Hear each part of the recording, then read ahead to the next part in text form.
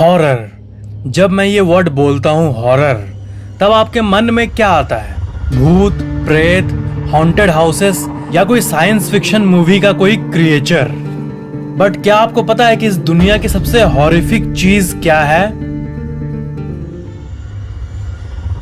Movies देखते समय जो हॉरर वाला थ्रिल होता है वो मूवी देखने के बाद खत्म हो जाता है, क्योंकि हमें पता होता है कि it is just a movie. The Exorcist को देख लो, इस मूवी को देख के आपको ये लगेगा कि क्या भूतों का पोजीशन रियल में होता है, इंसान के अंदर कोई आत्मा घुस जाए ऐसा हो सकता है। या फिर द क्वाइट प्लेस देखो, तो इसमें ये जो क्रिएचर्स दिखते हैं, इस टाइप के क्रिएचर्स को देखकर आप ये कहोगे कि क्या ये क्रिएचर्स रियल में पॉसिबल है, फ्यूचर में या कभी भी किसी म्यूटेशन एक्सपेरिमेंट के चलते।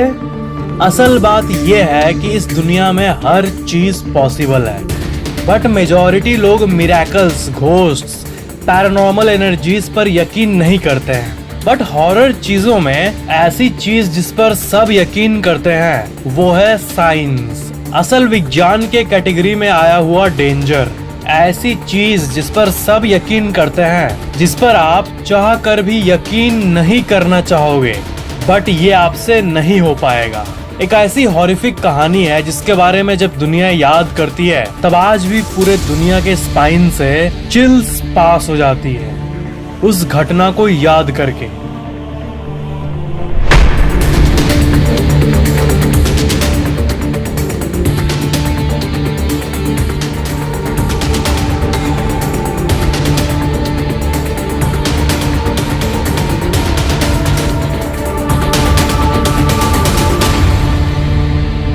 The Chernobyl incident.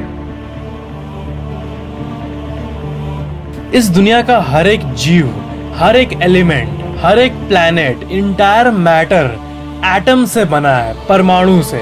हर एक एटम में एनर्जी होता है। एक एटम बहुत ही ज्यादा छोटा होता है। आपका ये जो पूरा फिस्ट है, आपका ये हाथ, इसमें करीब इतने एटम्स है। इतने सारे एटम से मिलाकर आपका हैंड बना है, और हर एक एक एटम में इनक्रेडिबल अमाउंट ऑफ एनर्जी होता है।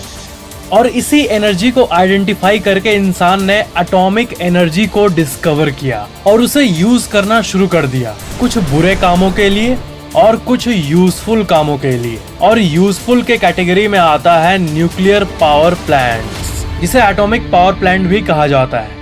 एक एटॉमिक पावर प्लांट में बहुत सारे रिएक्टर्स होते हैं, और उस रिएक्टर के अंदर एटम की एनर्जी यानी एटॉमिक एनर्जी का यूज करके हीट पैदा किया जाता है उसके अंदर, और उसी हीट की मदद से एक बड़ा टरबाइन घूमता है और उसी से बिजली प्रोड्यूस होता है। इंडिया में करीब 22 ऑपरेटिंग न्यूक्लियर पावर रिएक्टर्स मौजूद हैं, और पूरे दुनिया में 440 से भी ज्यादा न्यूक्लियर पावर रिएक्टर्स मौजूद हैं। सबसे ज्यादा रिएक्टर्स यूनाइटेड स्टेट्स में मौजूद हैं, 95, followed by France, 56 nuclear reactors. ये जो आप साइन देख रहे हो, ये दुनिया की सबसे खतरनाक साइंस में से एक है, जिसे कहते हैं रेडियो एक्टिव साइन। जहां भी न्यूक्लियर एनर्जी से रिलेटेड चीजें होती हैं, वहां पर एक ऐसा डेंजर मौजूद होता है जो कि इनविजिबल होता है, रेडिएशन। इसलिए हर एक न्यूक्लियर प्लांट में सेफ्टी सिस्टम्स होते हैं, वर्कर्स के लिए स्पेशल कपड़े होते हैं, और सारे नेसेसरी प्रिकॉशंस मौजूद होते हैं न्यूक्लियर प्लांट्स के सिस्टम में। बट कभी कभी हादसे हो जाते हैं। 26 अप्रैल 1986, टाइम सुबह के 1:23, लोकेशन चेरनोबिल, यूक्रेन। जिस जगह पर यह डिजास्टर हुआ उसके सामने ही एक बड़ा शहर था, प्रिप्यत नाम का, और वो एक बहुत ही फेमस शहर था, और लोग वहाँ खुशी खुशी रहते थे। करीब 50,000 लोग उस शहर में रहते थे। बट 26 अप्रैल 1986 के उस रात को सब कुछ बदल गया, सिर्फ चेरनोबिल के लिए ही नहीं बल्कि पूरी दुनिया के लिए। प्रिप्यत शहर के रहने वाले लोगों को अचानक से एक लाइट दिखी, एक बहुत ही ज्यादा चमकती हुई लाइट जो कि आसमान की ओर जा रही थी। लोगों को ये लगा कि ये नॉर्मल सा कोई फैक्ट्री में आग लगने वाला इंसिडेंट होगा, और वो इलाके के सारे लोग उस इंसिडेंट को एक ब्रिज पर खड़े होकर देखने लगे। बच्चे, बूढ़े, जवान, सब कोई घर के बाहर निकलकर डिस्कस करने लगे कि आखिर हुआ क्या। इस बात से अनजान कि रेडियो एक्टिव कणें उनके स्किन को चीरते हुए उनके बॉडी सेल्स के अंदर कैंसर पैदा कर रही थी। वो ब्लास्ट इतना पावरफुल था कि वो कुछ ही सेकंड्स में चेरनोबिल और उसके आसपास के पूरे शहर में रेडियो एक्टिव डस्ट को फैला दिया। सिर्फ पास के शहरों और इलाकों में ही नहीं, बल्कि जहां पर प्लांट था उससे 30 किलोमीटर दूर तक ये dangerous invisible radio active particles फैल गए। और ये सब हुआ था एक गलती के चलते। कुछ देर पहले उसी रात को चेरनोबिल के साइंटिस्ट्स उस न्यूक्लियर पावर प्लांट के अंदर सेफ्टी टेस्ट कर रहे थे। इस घटना को आप गलती भी कह सकते हो या फिर लापरवाही भी, क्योंकि एनाटोली डियाटलोव जो कि उस रात उस टेस्टिंग वर्क को सुपरवाइज कर रहे थे, वो कुछ इम्पोर्टेंट प्रोटोकॉल्स को फॉलो नहीं किए थे। न्यूक्लियर पावर प्लांट में कुछ भी करने के लिए एक हार्डकोर सेट ऑफ रूल्स होते हैं। उन्हीं रूल्स को उन्होंने नजरअंदाज कर दिया। फिर उस गलती के चलते अचानक से उस रिएक्टर का पावर बढ़ने लगा। अचानक से हैवी पावर सर्ज होने लगा। न्यूक्लियर प्लांट्स के अंदर जो फ्यूल रॉड्स होते हैं, जो कि मेन प्रोसेस के दौरान बहुत गर्म हो जाते हैं, वो बहुत ही ज्यादा गर्म हो गए। इवेंचुअली साइंटिस्ट्स ने जल्दी से उसको पानी में डालकर ठंडा करना चाहा, बट वो फ्यूल रॉड्स इतने गर्म हो गए थे कि पूरा का पूरा पानी का टैंक 1 सेकंड में भाप बनकर उड़ गया और स्टीम और हीट का एक इमेंस बिल्डअप बना और फाइनली वो 4th न्यूक्लियर रिएक्टर एक्सप्लोड कर गया। और उस रिएक्टर के अंदर जो मेन पार्ट होता है, कोर, वो इतनी तेजी से ब्लास्ट हुआ कि वो एक्सप्लोड होने के बाद 8 टन रेडियो एक्टिव मटेरियल्स को हवा में रिलीज कर दिया। उस रेडियो एक्टिव क्लाउड की जो टॉक्सिसिटी थी, जो जहरीलापन था, वो जापान के हिरोशिमा इंसिडेंट से 400 गुना ज्यादा थी। चेरनोबिल का वो रेडियो एक्टिव डस्ट 30 किलोमीटर से भी ज्यादा दूर फैलने लगा। जैसे जैसे वक्त बढ़ा, वो इनफैक्ट दूसरे कॉन्टिनेंट में भी जा पहुंचा।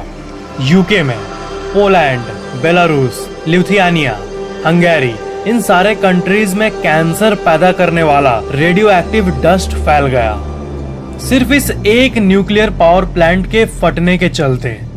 चेरनोबिल के सबसे नियरेस्ट सिटी प्रिप्यत में, जैसा कि आपको अभी पता चला, 50,000 से भी ज्यादा लोग रहते थे। इस इंसिडेंट के बाद उन सब को शहर छोड़ना पड़ा और प्रिप्यत नामक ये शहर आज भी पूरा खाली है। क्या आपने कभी गूगल में किसी जगह का पॉपुलेशन सर्च किया है और आपको 0 देखने मिला है? यह है प्रिप्यत, एक अबैंडन्ड शहर। प्रिप्यत के शहर का अभी का आप पिक देखोगे तो आपको वहां पर मौजूद बहुत सारी चीजें देखने को मिलेंगी जो कि सालों से अनटच्ड है। ऐसा मानो कि जमा हुआ है, एक फ्रोजन जगह की तरह। उन फैमिलीज की यादों में जो कभी यहाँ हंसते खेलते रहती थी। एंड आज भी ये चीजें रेडियो एक्टिव है। वहाँ के एक हॉस्पिटल में बहुत सारे फायर फाइटर्स के कपड़े रखे हुए हैं जो कि अभी आज के दिन भी रेडियो एक्टिव है। मीन्स उसको अगर आप टच भी करोगे तो आपके शरीर के सेल्स डैमेज होना शुरू हो जाएंगे। ये वही फायर फाइटर्स के कपड़े हैं जो कि चेरनोबिल पावर प्लांट में गए थे वहाँ पर आग को बुझाने के लिए।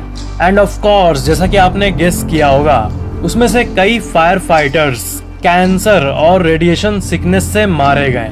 जब वहाँ ये घटना हुई, तब जब साइंटिस्ट्स मापने गए कि इस डिजास्टर के चलते कितना रेडिएशन फैला है एनवायरनमेंट में, तब रेडिएशन का जो मीटर था वो ही ऑफ स्केल हो गया। छोटे से रेडिएशन मीटर का जो हाईएस्ट लिमिट था वो शो होने लगा, क्योंकि उसके आगे तो वो सुई जा नहीं सकता, जबकि रियल लेवल्स उससे हजारों गुना ज्यादा था। कितनी अजीब चीज है ना रेडिएशन। मतलब न दिखती है न ही महसूस होती है, बट अंदर ही अंदर चीजों को मारने लगती है। रेडिएशन शरीर के सेल्स के अंदर मौजूद डीएनए के अंदर केमिकल बॉन्ड्स को तोड़ देती है, जिसके चलते सेल्स को सरवाइव करने की इंस्ट्रक्शन नहीं मिल पाती है और बॉडी सेल्स रैंडमली ही इधर उधर ग्रो करने लगते हैं, बढ़ने लगते हैं बिना किसी इंस्ट्रक्शन के, और इसे ही कैंसर कहते हैं। डीएनए के अंदर पूरी की पूरी गाइड होती है जो कि आपके शरीर में मौजूद हर एक सेल को बताता है कि कैसे सरवाइव करना है, कौन सा न्यूट्रिएंट कहाँ भेजना है, कैसे प्रॉपरली ग्रो करना है, और इसी डीएनए को रेडिएशन डैमेज कर देता है।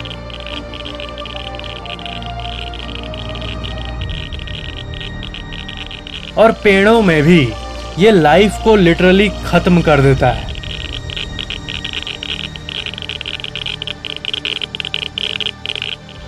उस प्लांट के चारों तरफ मौजूद पेड़ पौधे और जंगल ये भी रेडिएशन का शिकार हो गए और सारे ट्रीज अपने आप ही डैमेज होने लगे। एक बड़ा जंगल का एरिया आज भी मौजूद है और ये द रेड फॉरेस्ट के नाम से जाना जाता है।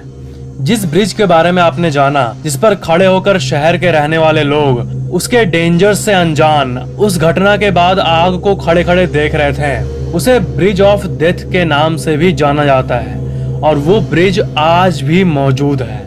आज की कंडीशन की बात करें तो इतने साल बीत गए पर उस जगह पर पूरी तरह से रेडिएशन खत्म नहीं हुआ। उस न्यूक्लियर प्लांट के बेसमेंट में एक एरिया है जहां बहुत सारा न्यूक्लियर वेस्ट है। इसमें सीमेंट और बहुत टाइप के वेस्ट हैं और ये इतना डेंजरस है कि इस चंक के पास अगर आप 1 घंटे खड़े हो गए तो आपकी इमीडिएट मौत हो सकती है बिना इसको टच करे। सिर्फ खड़े खड़े मौत, इंटेंस रेडिएशन के चलते। इस मास के चंक को नाम दिया गया है द एलिफेंट्स फुट। और सबसे खतरनाक बात कि ये आज भी उसी जगह पर मौजूद है और एक्टिवली रेडिएशन को छोड़ती है। और वो कितने साल तक वहां रहेगा, उसकी रेडिएशन खत्म होने में, उस वेस्ट को नॉर्मल वेस्ट होने में अभी 20,000 साल से भी ज्यादा लग जाएगा। मतलब उस पावर प्लांट में मौजूद उस वेस्ट वाले एरिया को आप दुनिया की सबसे खतरनाक जगह भी कह सकते हो। अगर उस घटना के दौरान ये वेस्ट बेसमेंट के बदले ऊपर आ जाता या किसी तरह प्लांट से बाहर आ जाता, तब जो होता that is beyond anything you can imagine. अभी के टाइम पर चेरनोबिल के उस पावर प्लांट के चारों तरफ एक सार्कोफेगस बना दिया गया है, एक ऐसा स्फीयर जो कि डेंजरस रेडिएशन लीक को रोकेगा, उस एलिफेंट फुट से रेडिएशन बाहर आने से रोकेगा। और अब साल 2020 के बाद की बात करें तो उस जगह के चारों तरफ पेड़ पौधे भी अच्छे खासे खिल रहे हैं, बट चेरनोबिल के बेसमेंट में मौजूद वो दानव, वो एलिफेंट्स फुट आज भी मौजूद है। बट उस सार्कोफेगस के चलते उसका रेडिएशन अंदर ही पैक्ड है। तो ये थी दुनिया की सबसे वर्स्ट घटना की कहानी, जिसको अगले 20,000 सालों तक इंसान को भुगतना पड़ेगा। Thank you for watching.